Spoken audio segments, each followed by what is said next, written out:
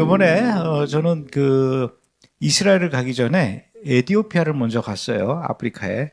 그 에티오피아에 가서 유대인들을 만나고 그곳에서 한 160명의 유대인들과 함께 이스라엘로 가는 그 비행기에 동승을 해서 그 여정을 같이 하고 왔습니다.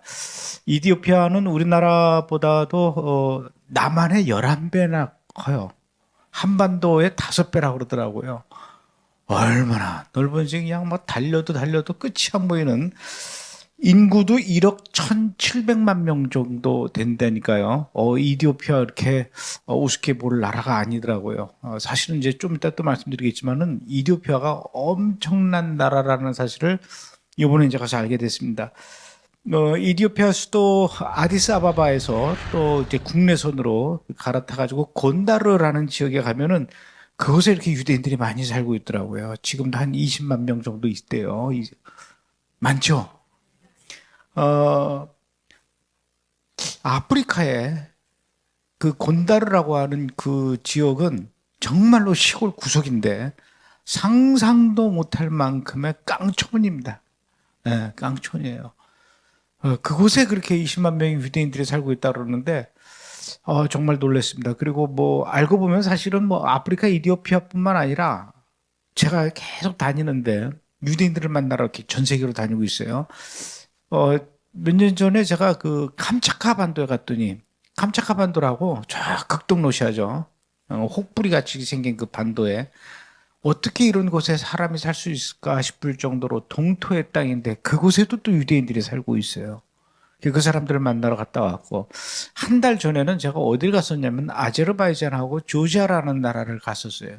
거기에도 유대인들이 살고 있는데 그 유대인들은 도대체 어쩌다가 이렇게 중앙아시아까지 유대인들이 흘러들어서 와서 살게 됐냐 이렇게 물어봤더니, 그 조지아와 아제르바이잔의 수도가 그 바쿠라는 곳인데, 바쿠에서 차 타고 1시간 정도 북쪽으로 올라가면 도시 이름이 쿠바예요. 거기에도 유대인들이 한 9천 명 정도 사는데, 그 9천 명의 유대인들이 이렇게 모여서 사는데 그곳에서 2,700년을 살았다는 거예요.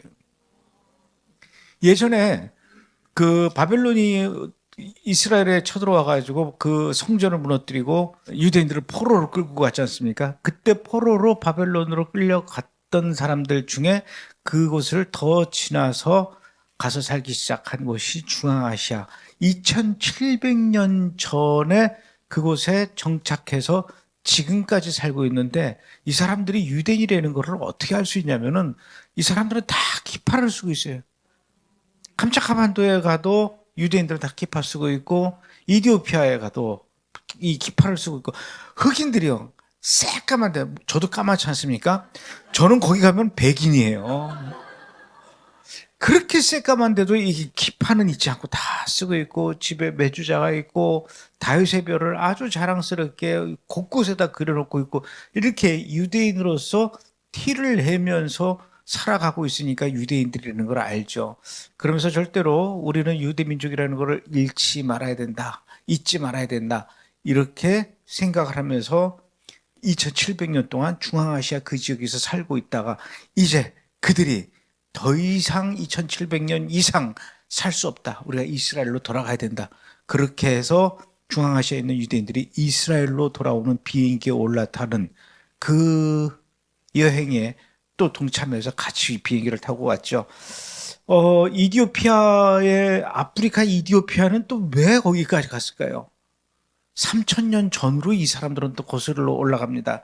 이티오피아 유대인들 이야기를 하려면은 열왕기상 이야기를 봐야 되는데, 열왕기상 10장에 아주 그 자세하게 나와 있죠. 시바의 왕이라고 하는 분이 그 이스라엘에 왔는데, 이 시바가 어디냐면요, 지금 그 아프리카 대륙 오른쪽에 보면 아라비아 반도가 있어요. 사우디아라비아 있고, 그 사우디아라비아 아랫부분에 보면 예멘이라고 있습니다. 이 예멘하고 또 그 건너편에 지금 이티오피아 땅하고 여기가 다 한 나라였다는 거예요. 이 나라가 그때 당시에는 이제 뭐라 그랬냐면은 아비시니아 제국이라고 해가지고, 아프리카 대륙의 북쪽은 애굽이 자리를 잡고 그 세력을 형성하고 있고, 이 애굽 밑에 아비시니아 제국, 이 아비시니아 제국의 이 또 다른 이름이 이제 이디오피아, 시바 이렇게 되는 거죠. 아라비아 반도 남쪽에 있는 그 예멘 지방에 이 왕궁이 있었는데 그 왕궁에 있던 여왕이 얼마나 그 아비시니아 제국의 그 이 거대한 부를 갖고 있었는지 상상을 초월할 정도로 이 재산이 많았다라는 거죠. 그런데 이 시바의 여왕이 솔로몬 왕을 만나러 이스라엘로 오는데 솔로몬 왕한테 선물을 주기 위해서 낙타 800마리에 선물을 싣게 되는데 낙타 800마리에다가 선물을 싣는 데만 3일이 걸렸다라고 얘기를 하죠. 왜 이 시바의 여왕이 이스라엘을 왔느냐? 열왕기상 10장 1절에 보면은 그렇게 기록이 되어 있어요. 시바 여왕이 여호와의 이름으로 말미암은 솔로몬의 명예를 듣고 와서 어려운 문제로 저를 시험코자 하여 예루살렘에 이르니, 너무 이 솔로몬이 머리가 좋고 똑똑하다고 하니까 도대체 어느 정도 똑똑한지 한번 내가 가서 봐야 되겠다. 내가 똑똑하기로 치면은 이 아프리카 대륙에서 나만큼 똑똑한 사람도 없다라고 나는 생각을 했는데 나보다 더 똑똑한 왕이 있단 말이야. 만나보러 가야 되겠다 이렇게 생각을 하고 직접 확인하기 위해서 시험 문제지를 들고 이스라엘까지 와서 솔로몬한테 시험을 쳤는데 이 솔로몬이 시험을 전부 다 100점 A 플러스를 맞았어요. 그래서 야, 이 정도면 되겠다 아마 이렇게 생각을 했던 것 같아요. 시험 보는 거 말고 또 두 번째 이유는 이때 당시에 솔로몬 왕은 매월 한 번씩 이 세금을 받았는데 그때 당시에 이스라엘 전역 12지역에서 세금을 받았는데 그 세금을 받는 이 금이 한 달에 666달란트, 그러니까 지금으로 치면은 약 금을 한 달에 20톤씩이나 받았다는 겁니다. 솔로몬이 머리가 좋은 것뿐만 아니라 그만큼 재산도 이 시바 여왕 못지않게 많이 갖고 있었다라는 거죠. 특히 그때 당시에 그 이스라엘은 남북 그 대륙의 교역로에 아주 중요한 지점에 위치하고 있기 때문에 그 통행세 같은 것들을 많이 받을 수가 있었죠. 그래서 돈을 그 어마무시하게 많이 벌어놓았는데 이 시바 여왕이 그래, 나도 똑똑한데 너도 똑똑해? 내가 돈이 많은데 당신도 많아, 얼마나 많은지 가서 봐야 되겠다 하고 솔로몬 왕궁에 보고 기겁을 하죠. 가서 보니까 어떤 정도의 솔로몬의 재산이 있냐면은 이 얘기를 솔로몬 열왕기상 10장 16절에서 24절까지 보면은 아주 자세하게 나와요. 솔로몬 왕이 쳐서 느린 금으로 이 금을 쳐서 느려가지고 방패를 만들었는데 200개가 있었고요. 매 방패에 사용된 금이 600세겔이며 또 쳐서 느린 금으로 작은 방패 300개를 만들었으니 그 든 금이 3만회라. 3만회. 만회는 어느 정도 잘 모르겠어요. 어쨌든 이 왕이 또 상아로 큰 보좌를 만들고 정금으로 폈으니 왕의 의자가 상아로 만들었답니다. 솔로몬 왕이요. 그 보좌에는 6개의 층계가 있고 보좌 뒤에는 둥근 머리가 있고 자리 양쪽에는 팔걸이가 있고 팔걸이 곁에는 사자가 하나씩 서 있었으며 그 12사자가 있어서 6층계 좌우편에 서 있으니 어느 나라에도 이같이 만든 것이 없더라. 그러니까 정말로 호사롭기 짝이 없는 끝판왕이었다라는 것이죠. 이러니 이 시바의 여왕이 이 솔로몬을 보고 와, 이건 나는 뭐 명함도 못 내밀겠구나 이렇게 생각을 했던 것 같아요. 이 10장 4절에 보면 시바 여왕이 솔로몬 왕의 모든 지혜와 그 건축한 궁과 그 상의 식물과 그 신복들의 자석과 그 신하들의 시립한 것과 그들의 공복과 술 관원들과 쭉쭉쭉 하면서 뭐 정신을 못 차렸더라 뭐 이런 얘기예요. 시바 여왕이. 어쨌든 이렇게 그 보석과 향료가 차고 넘치는 예멘에서 온 이 여왕, 머리도 똑똑하고 돈도 많고 재산도 많은 것뿐만 아니라 또 하나 빠질 수 없는 것이 이 이디오피아 여인들이 얼마나 이쁜지요.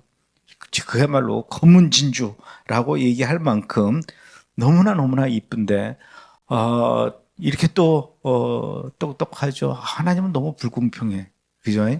똑똑하고 돈 많고 거기다가 얼굴 이쁘고 아우 이 시바의 여왕을 본 이 솔로몬 왕이 또 얼마나 마음이 또 흥분됐겠어요. 막 내 생에 저렇게 아름다운 여인을 보게 되다니. 여인 하면 내 주변에 너무나 많지만 이거는 게임도 안 될 정도로 이 시바의 여왕한테 또 이제 눈이 돌아갔죠. 아, 시바의 여왕과 이 남쪽 아프리카 대륙의 저 아비시니아 제국을 이 통솔하고 있는 시바의 이 여왕과 이 저 북쪽의 이스라엘의 이 솔로몬 왕이 두 남녀가 하나로 합쳐져서 이 이스라엘과 아프리카 아비시니아 제국을 똑같이 통솔하면 얼마나 좋을까라는 생각을 아마 솔로몬도 했었을 것 같아요. 그래서 이게 좀 인간적으로 조금 친하게 좀 지내보고 싶고, 이 지나가는 그 시바의 여왕에게 손목도 좀 한번 잡아보고 싶은데, 얼마나 또 이 시바의 여왕이 자기 관리를 잘하는지 좀 가까이 가려고 그러면, 하고 이렇게 지나가는 거예요. 이렇게 몇 개월 동안 세월이 지나다가 어느 날 갑자기 시바의 여왕이 솔로몬한테 이 얘기를 합니다. 내가 아프리카 저 남쪽에 아비시니아 제국 시바를 너무 오랫동안 비우고 와서 내 나라가 걱정이 돼서 내가 이제 돌아가야 될 것 같습니다. 그래요? 가야죠. 언제 가시려고요? 내일 아침에 가야 되겠습니다. 아니, 내일 아침에 간다고 이렇게 갑자기 통보를 하시면 나보고 어쩌란 말입니까? 이 솔로몬 왕은 너무나 아쉬운 거예요. 죄송합니다. 내가 내일 아침에 떠나야 될 것 같습니다. 솔로몬 왕이 그러면은 갈 땐 가더라도 오늘 저녁은 내가 만찬을 준비할 테니 만찬을 즐기고 내일 아침에 떠나십시오. 이렇게 얘기했어요. 그러니 이건 또 거절할 수가 없잖아요. 그래서 그날 저녁에 만찬 자리에 갔더니 정말로 그 이스라엘의 모든 막 맛있는 음식들 쫙 다 요리를 해가지고 솔로몬이 그 갑부가 저녁 만찬 상을 차렸으니 오죽하겠어요. 이제 내리면 그 신하들과 함께 이 몸종들과 함께 이제 먼 길을 떠나야 될 이 시바의 왕이 그 음식들을 맛있게 먹고 그 옆에 이제 솔로몬 왕이 이렇게 앉아서 너무나 아쉬운 거죠. 내일 아침에 떠난다니까. 적당히 먹다가 이제 시바의 왕이 벌떡 일어나더니 왕이시여 이제 내가 내일 아침에 일찍 떠나야 되니까 오늘은 일찍 내가 들어가서 잠을 청해야 되겠습니다. 그러더니 탁 일어나서 돌아서서 자기 방을 향해서 총총총 가니까 이거 아닌데 솔로몬 왕이 벌떡 일어나서 쫓아갔어요. 쫓아가서 방문 안으로 들어가는 시바의 여왕의 손목을 탁 잡았어요. 이제는 뿌리치지 못하도록 꽉 잡았겠죠. 내가 오늘 밤이 마지막이니까 내가 부탁을 하나 합시다. 솔로몬 왕이 이렇게 부탁을 합니다. 내가 최대한 정제해서 말씀드리는 거예요. 애들이 많이 있어서. 드라이하게 얘기하는 거예요. 얼마나 끈적끈적한 얘기겠어요. 내가 부탁을 하나 하겠는데 오늘 마지막 밤이니까 한 방에서 나랑 같이 잡시다. 그랬더니 이 시바 영이 깜짝 놀래요. 아니 무슨 얘기입니까? 아니 그러니까 방에서 자는데 이 방에는 침대가 2개가 있고 이 침대는 내가 자고 이 침대는 당신이 자시오. 그렇게 잘 수는 있잖아요. 하룻밤 마지막 밤인데 믿어도 되나? 날 믿으시오. 그리고 잡시다. 그러나 조건이 있어. 가운데다 내가 침대 사이에 커튼을 치고 자는데 나는 절대로 커튼을 넘어서 당신 침대 쪽으로 가지 않을 거예요. 그리고 만약에 내가 정신을 잃어서 커튼을 열고 당신 침대 쪽으로 간다면은 내가 칼을 하나 줄 테니 그 칼로 나를 마음대로 하시오. 반대로 당신이 시바의 여왕이 커튼을 열고 자다가 갑자기 내 침대 쪽으로 오면은 그때는 왕이시여 알아서 하시옵소서라는 뜻으로 알고 그땐 내 마음대로 하겠소. 이렇게 된 거예요. 그때 시바의 여왕이 씨 웃으면서 절대로 그럴 일은 없을 겁니다. 그리고 자는데 둘이 한 방에서 이쪽 침대는 솔로몬이 이쪽 침대는 시바의 여왕이 잠자는데 무슨 일이 일어났을까요? 자다가 새벽 2시쯤인지 새벽 1시쯤인지 잘 모르겠지만 자다가 시바의 여왕이 깬 거예요. 깨가지고 보니까 목이 말라. 목이 마르는데 물을 먹고 싶은 거예요. 너무 갈증이 와가지고 물을 먹으려고 이렇게 찾아보니까 이 커튼이 알고 보니까 저쪽이 보이는 커튼이에요. 이쪽도 보이고. 완벽한 이 암막 커튼이 아니라 보이는 커튼인데. 그 솔로몬 왕의 침상 머리맡에 이 등잔불을 켜놓고 그 옆에 시원한 물주전자를 갖다 놓고 컵을 갖다 놓고 잔 거예요. 이 솔로몬 왕이 머리가 너무 좋으니까 그 전날 밤에 저녁 만찬을 준비하면서 주방장한테 얘기를 한 거예요. 야, 오늘 만찬을 준비하는데 최대한 모두 다 짜게 해. 이렇게 되게. 그걸 모르고 씹어요. 막 먹은 거예요. 예. 먹고 그날 저녁에 목이 말라서 딱 보니까 솔로몬 왕 머리맡에 등잔불이 하는데 그 옆에 이 이슬 맺힌 이 물주전자와 물병, 저 컵이 보이니까 그 아무 생각 없이 커튼을 열고 이렇게 해서 물을 딱딱딱딱 따라줘 쭉 마시고 가려고 그러는데 솔로몬 왕이 갑자기 시바의 여왕의 손목을 탁 잡더니 왜 넘어왔어요? 나와의 약속을 잊지 않으셨죠? 그래서 그날 밤 할 수 없이 이 시바의 왕과 솔로몬은 그렇게 하룻밤을 같이 자고 다음날 아침 일찍 쭉 떠나는 과정에서 보니까 이 시바의 왕이 배가 불러오는 거예요. 오, 이거 어떻게 된 거야? 그래서 원래는 가기 전에도 솔로몬 왕이 시바를 가지 못하게 계속했어요. 내 이스라엘 왕의 이 왕권을 모두 다 넘겨줄 테니까 가지 말고 여기서 삽시다. 그런데도 떠나간 거예요. 떠나가는데 임신을 한 겁니다. 그래가지고 이 시바로 돌아가서 애를 낳는데 새까만 아들이 나왔어요.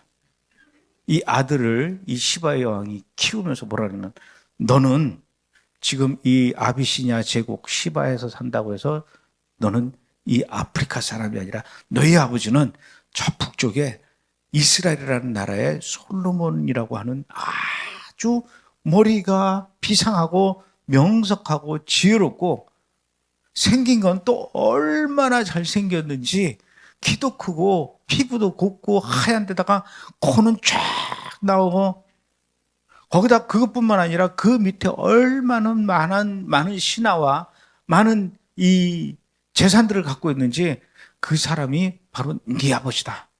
너는 솔로몬 왕의 아들이다. 이렇게 이야기를 해줬어요. 이 아들의 이름이 메넬리크라고 하는 이름인데 이 아들이 계속 성장할 때까지 엄마가 시바의 여왕이 매일매일 아버지 솔로몬 얘기를 해준 거예요. 이 아이가 커가면서 너무나 우리 아버지가 보고 싶은 거예요. 도대체 우리 어머니가 저렇게 해질 무렵이면 궁 밖으로 나가가지고 저 북쪽에 이스라엘을 바라보면서 이 솔로몬 그 남편을 그리워하는 그 모습을 보면서 도대체 우리 아버지가 어떤 분이길래 우리 엄마가 저렇게 잊지를 못하고 저러고 있을까? 그럼 매일매일 내 귀에 아주 귀가 닿도록 아버지 이야기를 그렇게 하시고 너무 궁금하고 만나보고 싶은 거예요. 그래서 결국은 16살이 되던 해에 16년 전에 어머니가 이스라엘로 올라왔던 것처럼 또다시 이 메넬리크가 올라왔습니다. 올라와가지고 예루살렘에 와서 솔로몬 왕궁에 와가지고 우리 아버지를 만나기 위해서 성문 안으로 탁 들어가려고 하는데 성문을 지키고 있던 수문장들이 있다가 탁 막아줘. 너 뭐야? 어디 들어가려고? 어허, 무엄하도다. 나는 우리 아버지 솔로몬 왕을 만나러 왔다. 야, 이 시꺼먼 게 무슨 솔로몬 왕이 니네 아버지라고. 야, 우리 왕이 얼마나 백옥 같은 피부를 가졌는데 너같이 새까만 애가 무슨 아버지 어쩌고 저쩌고 막 저리 가 이놈아 막 그러는데 어허, 무엄하도다. 막 그런 걸 또 누가 지나가다 봤어요. 무슨 소리냐 했더니 내가 우리 아버지 솔로몬 왕을 만나러 저 밑에 아비시니아 제국 시바에서부터 이렇게 올라왔소이다. 그래? 그래가지고 이제 또 그 얘기를 솔로몬 왕한테 가서 얘기를 한 거예요. 누가 왔는데 새까만 애가 와가지고요. 자꾸 왕 보고 아버지 그러는데 들어오라 그래봐. 그래서 이제 솔로몬 왕하고 메넬리크 아들하고 딱 대면을 했어요. 네가 내 아들이라고 하는 이유가 뭐냐? 무슨 근거로 자꾸 네가 내 아들이라고 하냐 했더니 이 메넬리크가 뭐라 그랬을까요? 어허, 아버님, 그날 밤 물주전자 사건을 잊으셨습니까? 16년 전에 이 물주전자 사건은 시바의 여왕과 아버지 솔로몬밖에 모르는 얘기거든요. 이거를 이 16살짜리 새까만 아이가, 그럼 네가 그때 그 시바 여왕에 나온, 제가 시바 여왕이라고 그랬다고 해서 그 이상하게 그 발음을 듣지 마세요. 그때 그 아들, 맞습니다. 제가 그 아들 메넬릭입니다. 이 이야기를 듣는 순간에 이 솔로몬도 얼마나 시바의 여왕이 그리웠던지 이 아들을 보는 순간에 와락 끌어안고 감격의 눈물을 흘려요. 그다음부터는 이 솔로몬 왕이 이 새까만 16살짜리 메넬릭을 데리고 다니면서 거의 그냥 이 일심동체처럼 데리고 다니면서 막 사랑을 나누는 거예요. 아버지와 아들 간의 사랑. 이것은 이 아들의 엄마, 이 시바의 여왕을 향한 그리움을 이 아들을 통해서 대신 푸는 거죠. 그러면서 이 아들한테 이 교육을 시키는 겁니다. 원래 이 아들은 이 아비시니아 제국의 왕의, 여왕의 아들로서 고급 교육을 많이 받았지만 다시 이스라엘 땅에서 이 솔로몬으로부터 재교육을 받기 시작한 겁니다. 하나님을 만나게 합니다. 그리고 성경을 가르칩니다. 그리고 율법을 가르칩니다. 그리고 유대인의 정통에 대해서 계속 교육을 시킵니다. 한 6개월 동안에 이렇게 계속 끌고 이렇게 다니면서 내가 할 수만 있으면 너한테 이 나라를 물려주고 싶다. 막 이렇게 생각할 정도로. 그랬더니 그 솔로몬 왕의 부하들이 이게 너무 꼴보기 싫은 거예요. 아니, 저 솔로몬 왕이 왜 갑자기 어떻게 새까만을 데리고 와 저렇게 끼고 들고 너무나 편애하는 게 보기 싫은 거예요. 그 왕만 없으면 야, 놀러 와봐. 저 복도 끝에 데려가지고 조인트 가면서 가, 임마. 가. 니네 나라로 가. 여기 와가지고 왜 그래? 결국은 6개월 만에 이 메넬리크라고 하는 아들도 아버지한테 또 얘기합니다. 이제 아버지, 제가 다시 또 아비시니아 시바 제국으로 내려가서 엄마를 만나야 될 것 같습니다. 엄마를 돌봐야 될 것 같습니다. 네가 꼭 가야 되겠니? 가야 되겠습니다. 그랬더니 이 아버지가 그때 뭐라고 그러냐면, 그러면은 너만 가지면 안 되고 내가 이스라엘 이 12부족 중에 각 부족에 12부족 중에 각 부족에 1000명씩을 너한테 딸려서 보내겠다. 12,000명을 딸려서 보냅니다. 그래서 12,000명을 데리고 이 메넬리크가 다시 시바로 내려와서 엄마를 만나죠. 어머니, 제가 돌아왔습니다. 아이고, 우리 아들. 그래서 아빠는 만나고 왔니? 아빠는 잘 계시더냐? 아빠가 나를 잊지 않았더냐? 아우, 내가 그날 다 얘기했어요. 주전자 사건도 얘기하고요. 뭐라 그러시더냐? 얼마나 그리웠을까요, 소식이. 지금까지 제가 얘기한 거는 성경에는 안 나오는 얘기죠. 이스라엘 야사에 나오는 얘기예요. 제가 지어낸 얘기가 아닙니다. 그래서 근데 이제 또 다른 이스라엘 야사 말고 이제는 에디오피아 야사에 무슨 얘기가 있냐면은 이 메넬릭이 예루살렘을 떠나서 에디오피아로 올 때 12,000명을 데리고 오면서 그냥 온 게 아니라 아버지 몰래 성전에 들어가서 거기서 법궤를 훔쳐서 왔다는 거예요. 에디오피아에. 법궤를. 12,000명과 함께 이 법궤가 왔는데 엄마가 이제 너는 아버지의 그 같은 동족인 유대 민족과 12,000명이 왔잖아요. 메넬릭, 솔로몬의 왕의 직계 후손인 너는 이 아비시니아 제국, 이 예멘에서 살지 말고 바다 건너서, 홍해 건너서 이디오피아의 악숨이라고 하는 동네가 있어요. 그 악숨에 가서 네가 따로 나라를 만들어서 살아라.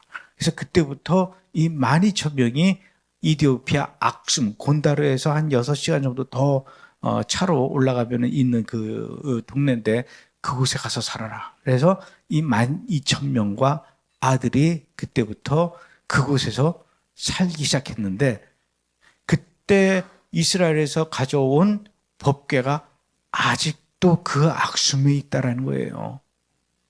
악숨에 가면은 그래서 제가 이번에 악숨을 가려고 그랬어요. 그 법궤를 보려고.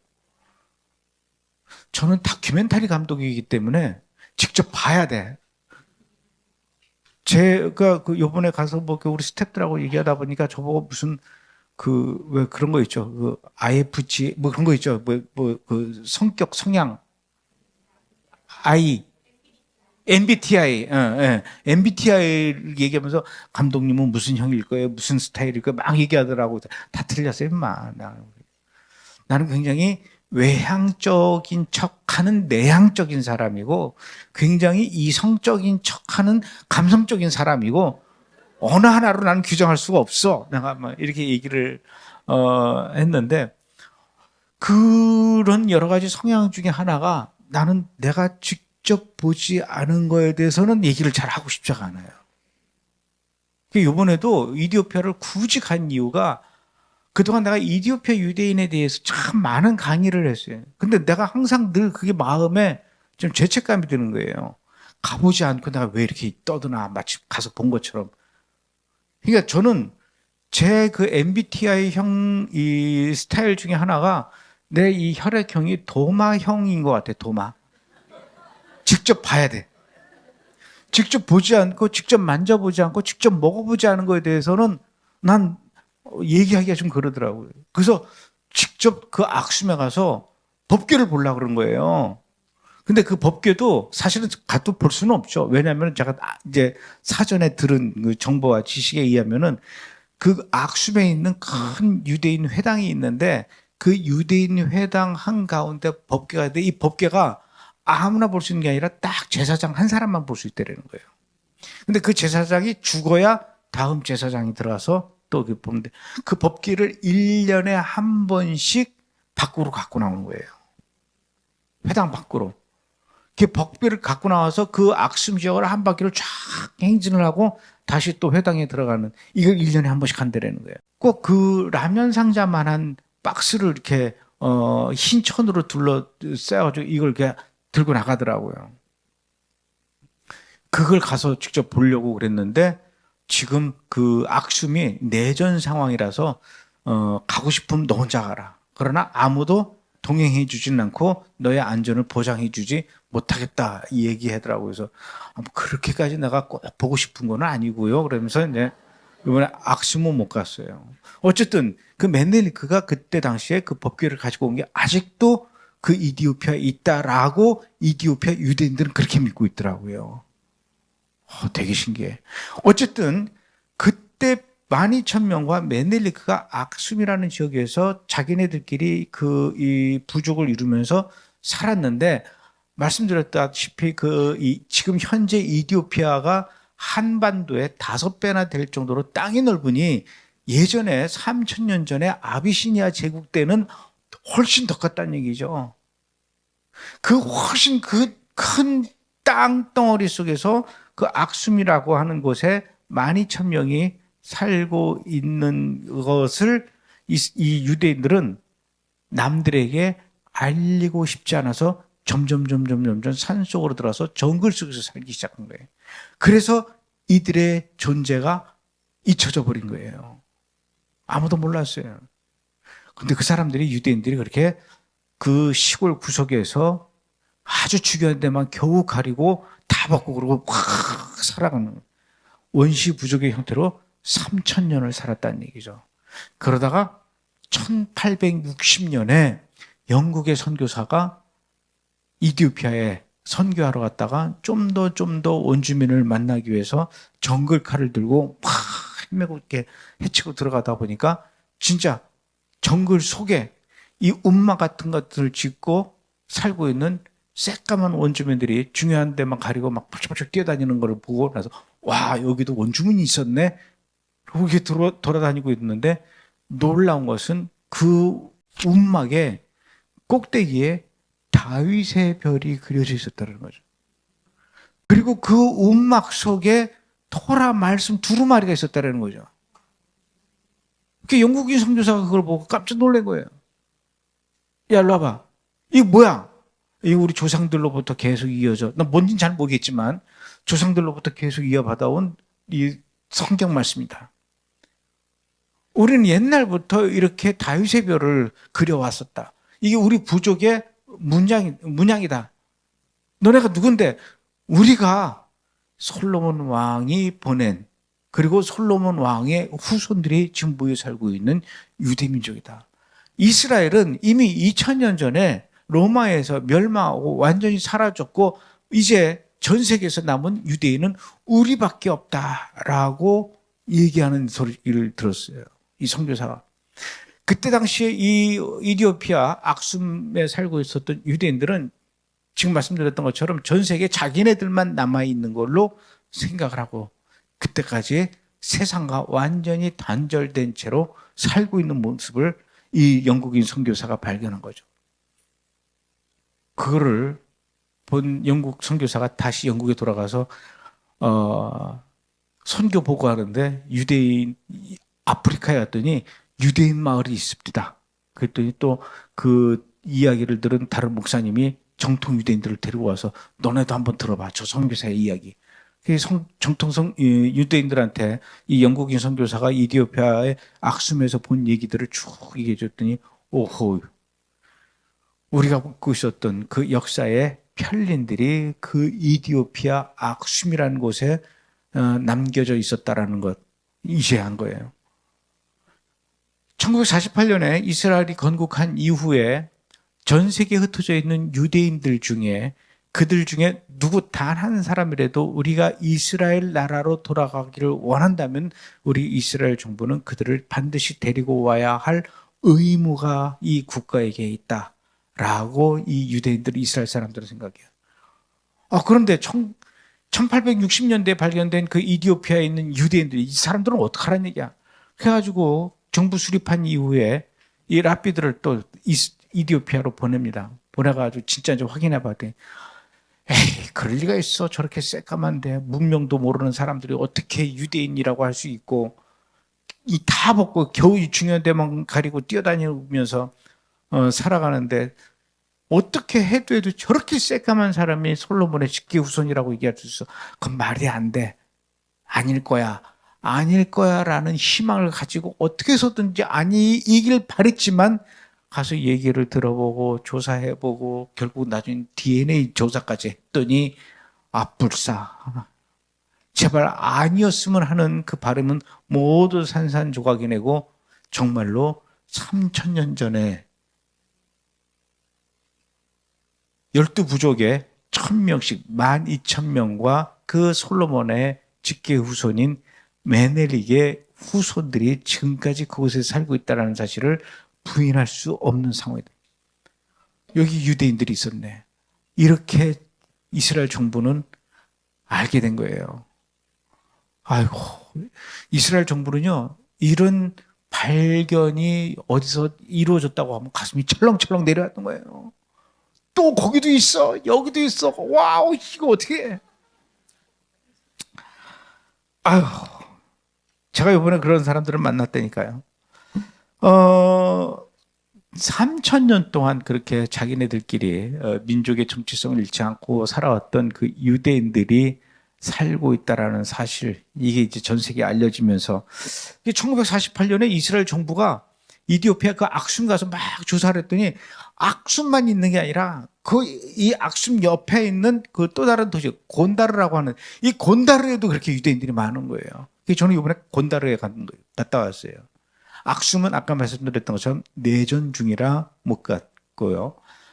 그래가지고 1977년부터 이 유대인들 중에 그래도 똑똑한 사람, 공부 좀 한 사람이겠죠. 여러분 여기서 이렇게 살 게 아니라 우리 이스라엘로 가야 된다. 그래서 이 사람들을요, 그 악숨과 곤다르에서 걸어서 수단 옆에 바로 수단이 있어요. 수단을 거쳐서 그 위에 이집트를 거쳐서 이스라엘까지 걸어서 육로로 800km의 먼 여정을 걸어서 이동하는 제2의 출애굽 행렬이 이어졌습니다. 근데 그 와중에 그 수단이라는 나라가 이슬람 국가예요. 전 세계 이슬람 국가의 대표들이 다 한자리에 모여서 이스라엘을 지구상에서 없애버려야 된다라고 회의를 하면서 결정을 내렸던 장소가 바로 수단입니다. 아주 극심한 이슬람 국가죠.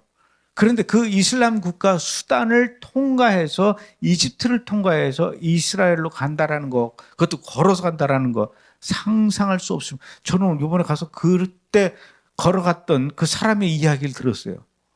그래서 저를 이렇게 산꼭대기를 끌고 올라가가지고 쫙 보라 그랬더니 그 앞에 펼쳐진 전경이 중국의 그 장가게라는 곳에 가면 막 산이 막 이렇게 돼 있지 않습니까? 그런 식의 이 높은 산과 협곡이 끊임없이 병풍처럼 이어지는 거기를 이 사람들이 800km의 거리를 걸려서 이스라엘에서 가는데, 가는 과정에서 수많은 사람들이 산도둑이 잡히고 또 스콜피온, 전갈에 물려 죽고 굉장히 많은 사람들이 죽었는데, 그런데도 그렇게 탈출 행렬은 끊이지 않고 있는데, 너무나 출발하는 사람은 수만 명이 출발하는데 이스라엘에 도착하는 사람은 겨우 몇백 명밖에 도착하지 않을 정도로 중간에서 많이 죽는 거예요. 이래가지고는 안 되겠다 해가지고 또 그 탈출을 주도했던 사람이 누구한테 얘기했냐면은 이스라엘의 모사드에다 연락합니다. 여기 있는 유대인들이 이스라엘로 가는데 이스라엘 모사드가 좀 도와줘야 되는 거 아닙니까? 이 얘기를 들은 이스라엘 모사드가 오케이, 우리가 도와주겠습니다. 그러면서 어떻게 하냐면요, 이디오피아 바로 위에 있는 수단이라는 나라의 한 리조트 건물이 전부 다 망해서 곧 쓰러질 것 같은 건물을 25만 달러 주고 삽니다. 거의 한 3억 정도 되는 돈을 주고 그 리조트를 사요. 그리고 그때부터 이 리조트를 새로 꾸미는 거예요. 그래서 이스라엘로부터 냉장고와 뭐 이 스킨스쿠버 장비와 뭐 음식 요리할 수 있는 뭐 그런 것들과 뭐 이 에어컨 이런 것들을 다 이 공수해 와가지고 정말로 리조트를 새로 다 꾸며놓고, 그 다음부터는 이제 여기 유럽 여러 나라에다가 광고를 합니다. 여기 수단에 바닷가에, 근데 너무 좋대요. 거기가 위치가. 가는 길은 쉽지 않은데 너무너무 위치가 좋아가지고 이만한 데가 없습니다. 여기는 지상낙원입니다. 일로 놀러 오십시오 하면서 이것을 리조트로 운영하는데, 사실은 이것이 낮에는 손님을 받는 리조트지만 누가 운영하는 거라고요? 모사드가 운영하는 겁니다. 그래서 이디오피아에서 탈출한 그 유대인들이 수단에 어디에 숨어 있으면은 그 숨어 있는 곳에 가서 이 모사드가 밤새 달려가서 트럭에다가 또 유대인들을 싣고 이 리조트로 데리고 와서 숨겨놨다가 여기서 보트를 타고 이스라엘로 보내는 겁니다. 이 작업을 해요. 이 과정을 이 넷플릭스 드라마가 또 만들었어요. 레드시 다이빙 리조트라고 한번 보세요. 얼마나 재밌는지 모릅니다. 이렇게 해서 사람들을 또 이스라엘로 탈출시키는데 이게 또 발각이 됩니다. 발각이 돼서 이것도 이제 중단하게 되는데, 결국은 1991년도에 이디오피아에서 내전이 일어나면서 안 되겠다, 한꺼번에 데리고 오자. 그래서 91년도에는 34대의 군수송기를 이스라엘에서 이디오피아로 보내는데, 이 군수송기에 모든 의자와 이런, 그러니까 조종석만 남겨놓고 비행기를 텅텅 비워서 이디오피아로 날아간 다음에 거기서 그 이디오피아에서 기다리고 있었던 그 공항에서 기다리고 있는 유대인들을, 그 곤다르와 악숨에 숨어 살고 있던 그 사람들을 거의 막 반강제적으로 설득해서 데리고 와서 공항에 와서 비행기에 태우는데, 이 비행기에 사람을 태우니까요, 거의 닭장차, 여러분도 혹시 닭장차 옛날에 보셨는지 모르겠는데 그 비행기에 거의 1000명이 탔어요. 400명을 태우면 그것이 맥시멈인 이 비행기에 1000명을 태울 정도로. 그래서 18,000명을 하룻밤 사이에 다 데리고 옵니다. 그걸 데리고 온 거예요. 이제는 내전이 옛날만큼은 이렇게 심하지 않기 때문에, 그래도 이제는 동시에 긴급하게 이스라엘 정부가 그들을 이스라엘로 데리고 와야 할 특별한 이유는 없지만, 그래도 그때 당시에 왔던 그 비행기 타고 18,000명이 오고 그 전에 산전수전을 겪어서 이스라엘로 왔던 유대인들 중에 울면서 기다리고 있는 우리 아버지가 아직 안 왔는데, 내 아내가 아직 안 왔는데, 내 자식이 아직 안 왔는데, 이런 사람들 있잖아요. 이런 사람들을요, 이디오피아에 있는 유대인들이 이스라엘 정부에다 계속 얘기하는 겁니다. 어디 가면 우리 아들이 있고요. 어디 가면 우리 부인이 있고요. 어디 가면 우리 친척이 있고요. 얘네들 다 데리고 와야 된다. 그럼 다 명단을 써서 내면은 이스라엘 정부가 또 보고 그 사람들 찾아서 데려가는 거예요. 그 데려가는데 이번에 160명이 모아진 거예요. 그 160명을 모아놨는데요. 이 사람들은 그겁니다. 3,000년 동안 이스라엘로 돌아가기 위해서 그렇게 눈물로 기다렸던 사람들. 이게 잘 이해가 안 가죠, 현실적으로. 그러면 조금 더 현실적으로 얘기하면은 아버지가 20년 전에, 30년 전에 1991년도에 그때 당시 18,000명이 동시에 이스라엘로 갈 때 얼떨결에 우리 아버지는 갔는데 나는 못 간 거예요. 5살짜리 애가 그때 밖에서 뛰놀다가 가족들이 다 가는데 아빠가 가는데 나만 못 간 거야. 그때 생이별한 상태에서 30년 동안 나는 언제 이스라엘 가나 언제 이스라엘 가나 이것을 기다리면서 그 산속에서 시골 구석에서 오매불망 기다렸던 사람들.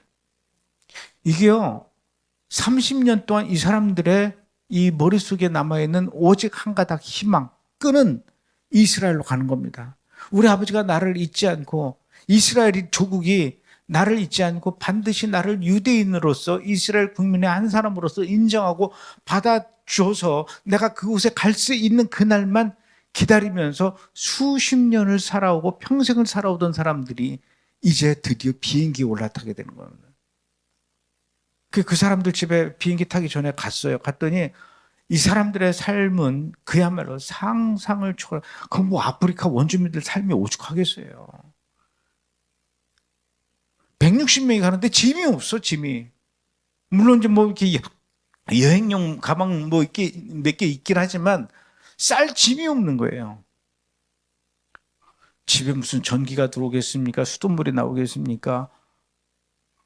집에 뭐 그냥 그 뭐 염소하고 양하고 그냥 뭐 강아지하고 소하고 같이 어울려서 사는 그 소 우리에서 같이 사는 거예요. 우와, 얼마나 가축 냄새에 분뇨 냄새에 코를 찌르는지 어떻게 이런 데서 살 수가 있을까 싶은데 그 사람들은 그런 데 사는 거예요. 그 사람들이 이제 드디어 다 찍었어요, 카메라로. 160년 동안, 160명의 그 사람들의 집을 다 다니면서 보니까 왜 이렇게 다윗의 별은 여기저기 덕지덕지 그려놓고 막 그런. 다윗의 별이 온통 다윗의 별. 여러분 그 다윗의 별 혹시 여러분들 그 키파도 있고 기자 그렇게 우습게 볼 게 아니더라고요. 이 사람들은 이 다윗의 별을 하나만 바라보고 살아온 사람들이에요. 내일 드디어 비행기 타는 날인데 새벽 5시에 모이라 그랬대요. 모임 장소에. 깜깜하죠. 갔더니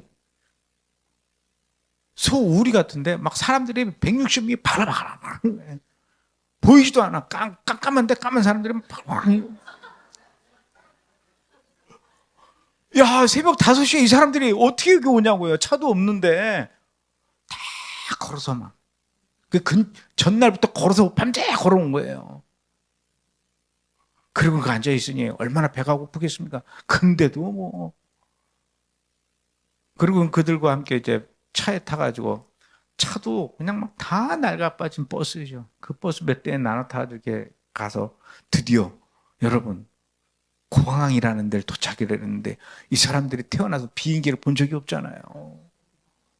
나는 영화 속의 장면에서는 몇 번 그런 걸 봤지만은 이 아프리카 원주민들이 문명 세계로 나오는 그 순간 맞이하게 되는 그 문화 충격이라는 거를 그걸 내 눈으로 보니까 나도 충격이더라고요.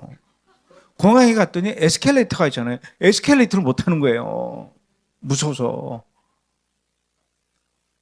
이런 데 들어와가지고 깜깜한데 이게 스위치를 키면 불이 깜빡깜빡 현관등이 탁 들어오잖아요. 기절을 합니다, 이 사람들이. 엘리베이터를 타는데 못 타는 거예요. 무서워서. 이게 뭔지 모르는 거예요. 이거 들어갔다 뭔 일이 날지. 그래서 이 에스컬레이터를 타는데 결국은 내가 거기 서가지고 이 손을 잡아줬어요. 봐봐, 내가 이렇게 타면 에스컬레이터를 딱 올려줬더니 거기서 이제 계단을 막 올라가더라고. 올라가지 말고 가만히 있으라고. 엘리베이터를 타는데 이 공항 엘리베이터가 투명으로 돼서 유리가 됐거든요. 이렇게 밖에서 이렇게 저 안에서 이게 올라가는 걸 이렇게 보이잖아요, 밖으로. 이 사람들이 막 혼절할 것 같아요. 어쨌든 그 사람들이 그렇게 이제 비행기에 다 올라타서 이스라엘로 출발하는데 하는데 막 비행기 안에서 막 경련을 일으키는 거예요. 무서워져.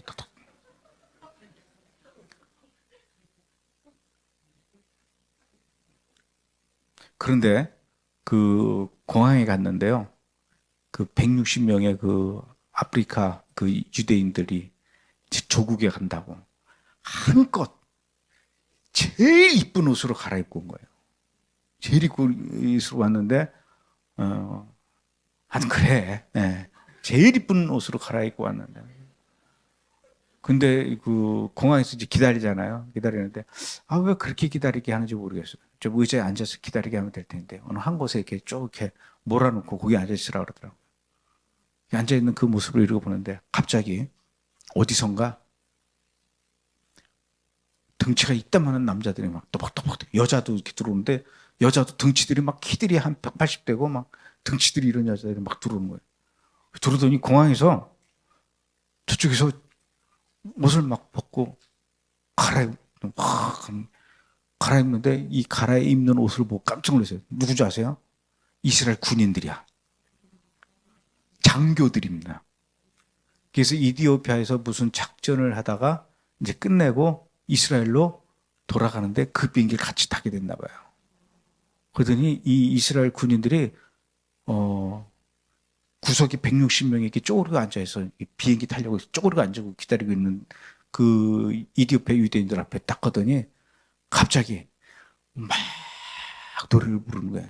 그러더니 어떤 사람은 그 이디오피아 유대인 아이들 중에 한 7살, 5살 되는 애들을 다 무등을 태워가지고 막 노래를 부르는데 이 장교 하는 얘기가 딱 뭐라 그러냐면은 내가 이 아이들을 보니까 자기 어렸을 때 이 공항에서 데리고 이스라엘로 갔던 몇십 년 전의 모습을 자기가 여기서 봤다는 거예요. 그러면서 그 아이들을 향해서 얼마나 막 축복을 해주면서 이거야. 너희들 이제 걱정하지 마. 이스라엘로 돌아가면은 우리가 너희들을 안전하게 지켜줄게. 이제 너희는 우리의 보호 아래서 너희들은 희망을 갖고 우리와 함께 살아가는 거야. 이걸 막 보여주는 거예요. 저는 그 장면을 보는데 막 나도 모르게 울컥하더라고요. 나도 눈물이 나더라고요. 그 화면 보고 싶죠? 네, 한번 보여주세요.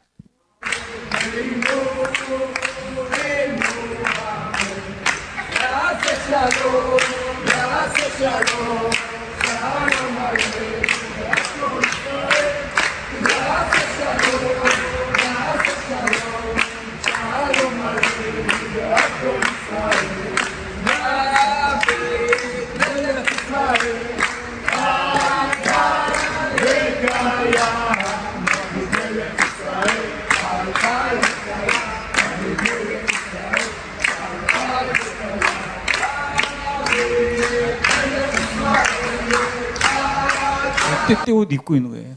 그 다음 장면도 한번 좀.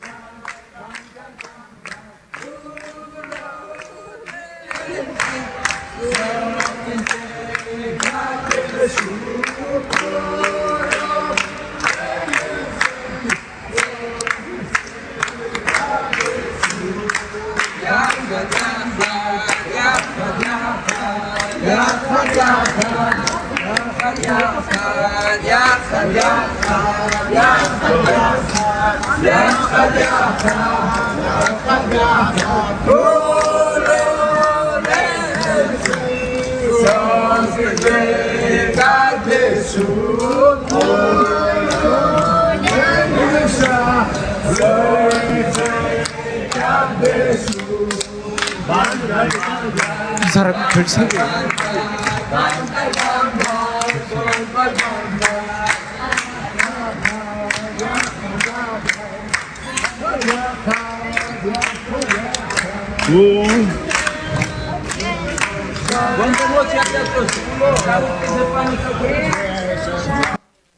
이렇게 난 이스라엘 군인이 이렇게 멋있어 보이는 길은 또 처음인 것 같아요. 너무너무 멋있고 듬직하더라고요. 내가 저 이디오피아 유대인 아이라 하더라도 저런 사람이 우리를 보호해준다 그러면 나는 더 이상 걱정이 없을 것 같아요.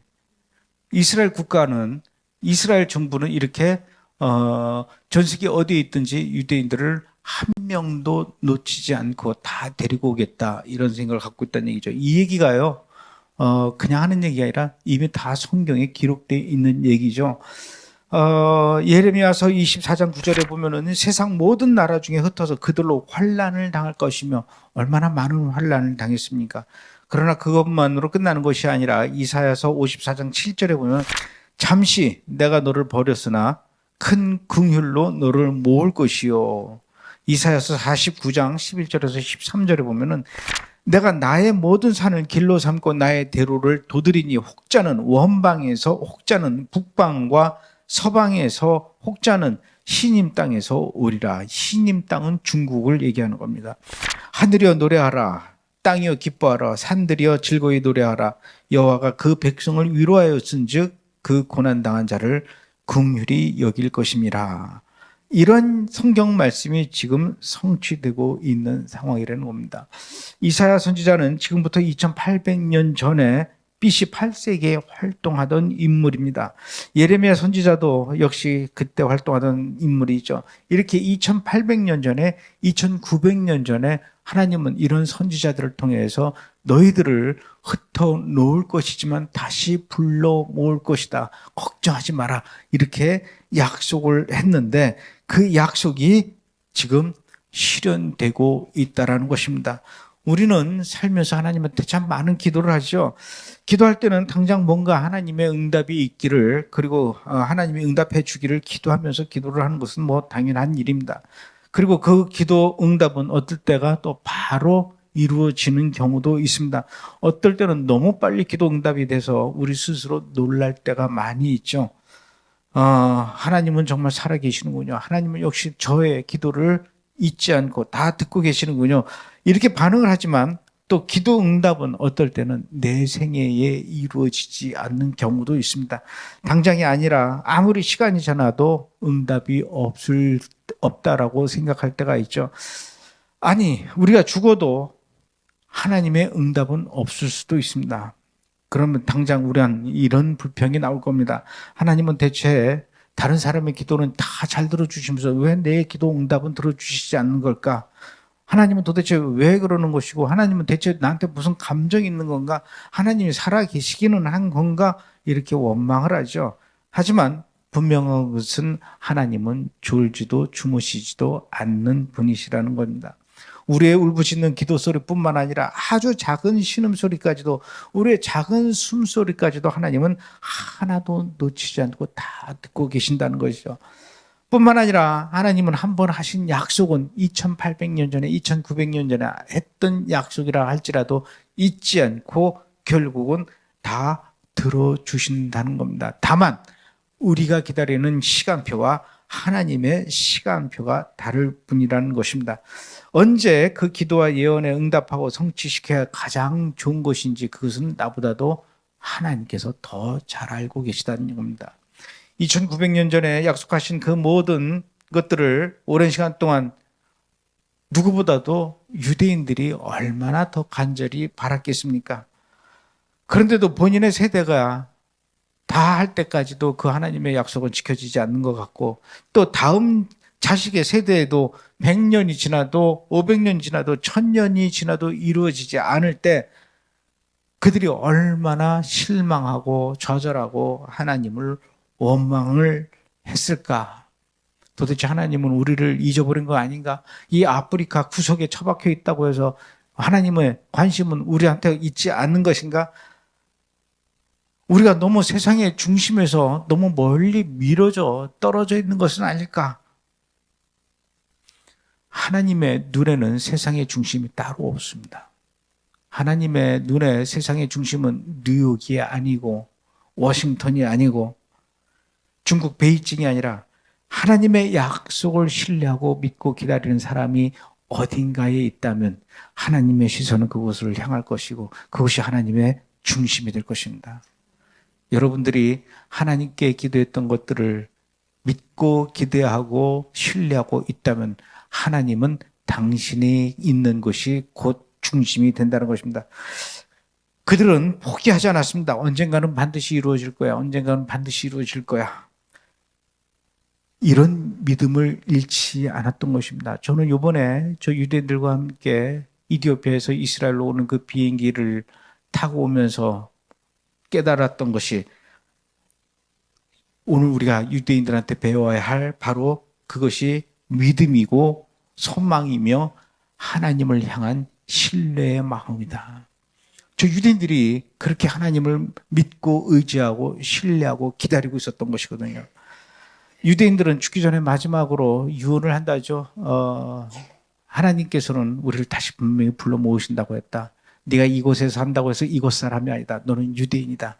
너는 언젠간 다시 이스라엘로 돌아가야 되는데 아직까지 이스라엘이 생기지 않았으니 돌아갈 수는 없었지만 혹시 내가 죽고 너의 세대에 이스라엘의 나라가 생긴다는 소식을 듣게 되면 너는 아무런 미련을 갖지 말고 이스라엘로 돌아가야 된다. 라고 유언을 하고 돌아가시지만 그 다음 세대도 또 역시 그 약속은 이루어지지 않고 아버지가 들려줬던 그 유언을 다시 또 다음 세대에게 이 유언의 상속이 계속 이루어져 나왔던 것입니다. 3,000년이라는 세월은 결코 짧지 않은 세월이죠. 사람이 죽어서 백골이 진토되어 흔적이 있고 없고 하여튼 오래된 세월입니다. 그러나 그렇게 오래된 세월 3,000년이 지나도 하나님의 약속과 하나님의 마음은 전혀 변함이 없으신다는 것이죠. 우리는 이 하나님을 향한 믿음의 상속을 해야 합니다. 나의 때가 안 되면 너의 때는 반드시 되어질 것이다. 너의 때가 아니면 너의 후손의 때에 이루어질 것이다. 이런 믿음의 상속을 이어가기를 바랍니다. 저는 유대인들을 향해서 보면서 그런 것들을 배웠습니다. 교회에서 드려지는 찬송이 영원히 상속되고 교회에서 드려지는 이 공동체에서 드려지는 이 기도 소리가 영원히 대대손손 이어가면서 세대를 이어가면서 상속되어지기를 바랍니다. 왜냐? 하나님의 약속은 영원히 변치 않는 분이시기 때문입니다. 이스라엘로 이렇게 돌아온 이 유대인들 어떻게 할까요? 2년 동안 이슬을 전부 다 아파트에 들여보내서 먹여주고 재워주고 그러면서 문명 교육을 시킵니다. 제일 먼저 배우는 게 뭘까요? 스위치 켜는 것부터 배우는 겁니다. 화장실 변기 사용하는 법 그리고 누르는 거.